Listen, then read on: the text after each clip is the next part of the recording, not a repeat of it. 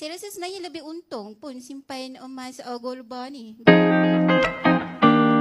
Okey, biasanya wanita dan emas perhiasan berpisah tiada.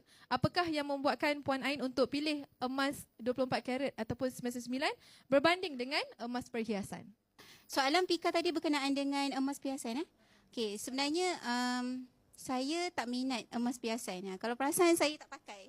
Saya tak pakai. Saya tak. Oh, okey. Oh, sebab tu kita okey. Kita ada 3 panel tak sukakan barang kemas. Jadinya sebenarnya untuk barang kemas ni saya tak pernah tahu sebab waktu saya kecil-kecil dulu saya jarang nampak ibu saya, umi saya pakai barang kemas sama ada gelang, cincin, saya tak pernah nampak. Jadinya saya tak tahu pun barang kemas tu macam mana. Saya tak tahu pun gambaran dia macam mana. Dan sebenarnya saya hanya ada cincin, 2 cincin saja. Cincin kahwin yang cincin risik.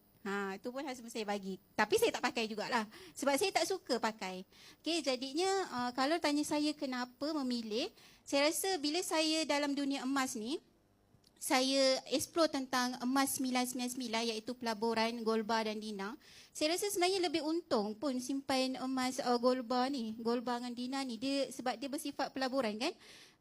Dia membuatkan saya rasa saya bersyukur sebab saya tak kenal barang kemas. Kalau saya kenal mungkin duit husband saya habislah saya beli barang kemas. Okey, saya rasa menjawab soalan tu. Jawab. Okay, thank you for the answer.